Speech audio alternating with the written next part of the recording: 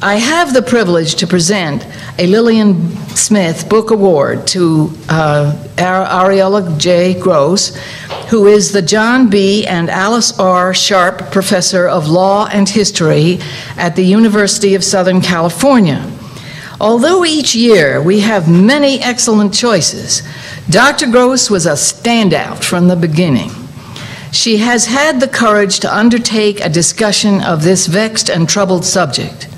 She has written, "Litigating the identity of the smaller number of people who were not clearly marked white or Negro mattered tremendously in the history of race and racism for two reasons.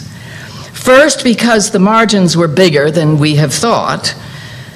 Since the earliest days of the Republic, there have been a significant number of people whose identity was not fixed by appearance or even by a confluence of appearance, status, ancestry, and associations, as we have seen in the works of Dr. Henry Louis Gates and others. Second, because the margins of the category create the core.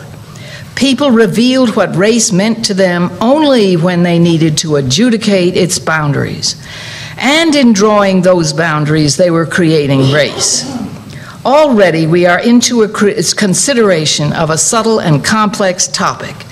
And what is important is that she states, today race and racism are still with us.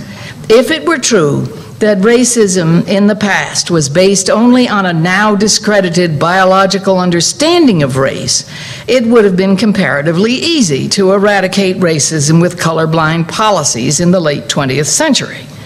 Yet, despite the hard-won victories of civil rights struggles in the 20th century, to which Bob Zellner was an all-too involved witness, racism has survived, and it has done so in part because its bases are shifting and mobile, which sounds so like how viruses behave, shifting to meet new challenges to their existence. For so long as many still believe that differing life chances do and should correlate with one's performance of identity, one's ability to achieve citizenship through blood, or one's practices of culture, racism will persist. And this is why Dr. Gross's thoughtful discussion is so important, and why we meet today to give her the Lillian Smith Award.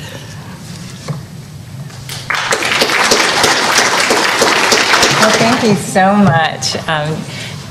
Dr. Johnson and Dr. Twining, it's really a pleasure to be here at this wonderful book festival and to receive this honor from the Southern Regional Council and the University of Georgia and the Georgia Center for the Book. But I'm especially honored to receive an award named for Lillian Smith, whose writing was such a beacon for change in the South long before the Supreme Court or Congress or national institutions acted to put an end to Jim Crow.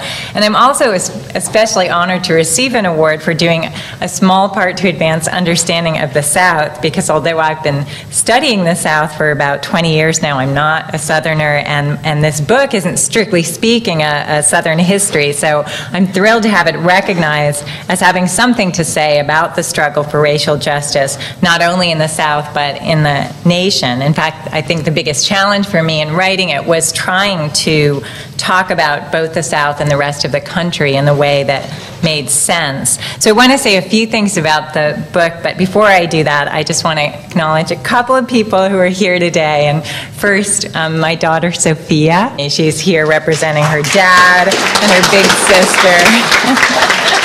You couldn't be here. And sitting next to her, my friend Leslie Harris. As I thought about this book, she helped shape this book and almost everything I've written in some way.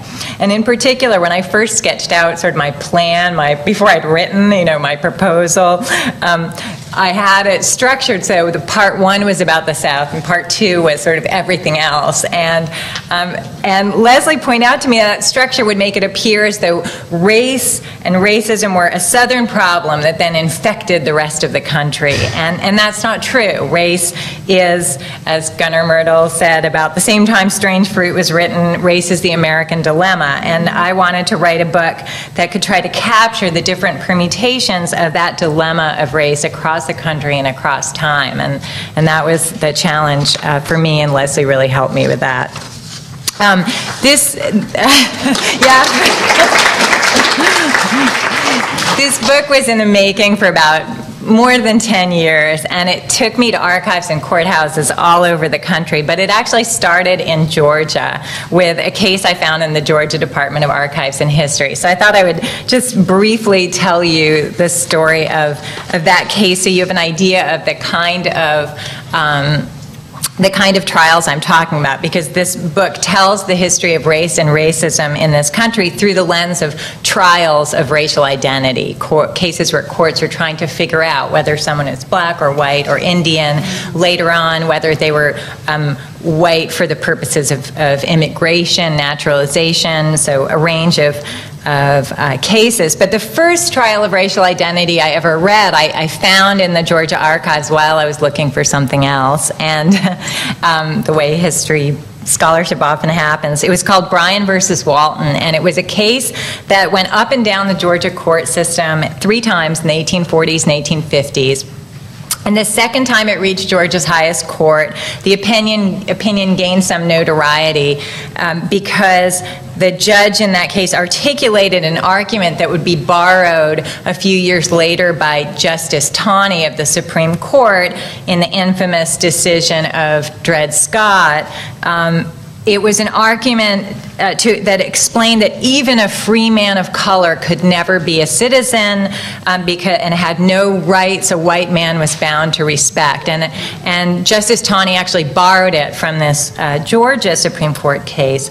But in the 3 trials, so I knew the case because of its high court opinion, but the trials were nothing like the opinion in the high court. The trials instead were all about the question of whether a man of color, of whether a particular man, James Nunez and his father, were white, and therefore whether they could convey slaves. And so the question was actually not about why a man of color could be or couldn't be a citizen, then with proving a man had acted like a citizen in order to prove he was white. So the testimony in the case, trying to decide is he white or a man of color, the testimony was not only about the parentage of this man, his father, their ancestry, but it was about who they associated with, how well they danced, which was apparently evidence of whiteness, and whether or not they voted, sat on juries, or mustered in the militia. And so I was really struck by what at first appeared to me as a circularity. To gain full rights of citizenship, they had to be proven white, but to prove them white, one had to demonstrate that they had acted like citizens. And I found this apparent circularity again and again in these trials, which seems circular until one understands the belief that blood will tell. The deep equation that people were making in these cases between what 20th century anthropologists would later divide into race and culture, the deep equation they made between whiteness and citizenship. A free citizen was a white man was a free citizen. As one South Carolina judge explained, a slave cannot be a white man. Therefore, someone who had behaved as a citizen must be white, and that was simply racial common sense. So the case should have been decided by legal rules or statutes about quote-unquote Negro identity that were formulated in terms of ancestry.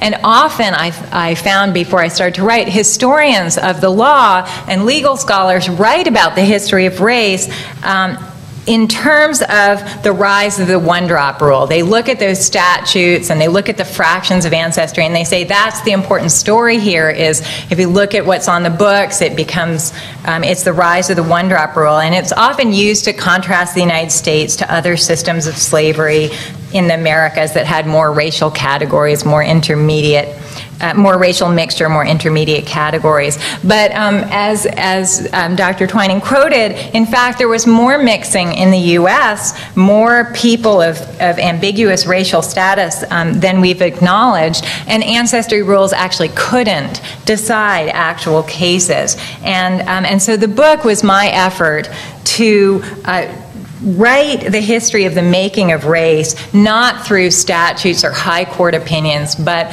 through the way ordinary people on the ground in local courthouses actually understood and changed the meaning of race. And what I found was persistent, and it continues to plague us today, unfortunately, is that equation of whiteness and citizenship. And that, I think, is our challenge today, is to break that equation. So I thank all of you very much, and I'm honored to be associated with people who are doing such wonderful work to break that equation, and also to share the stage with Bob Zellner, one of my heroes of the civil rights movement. So thank you all very much.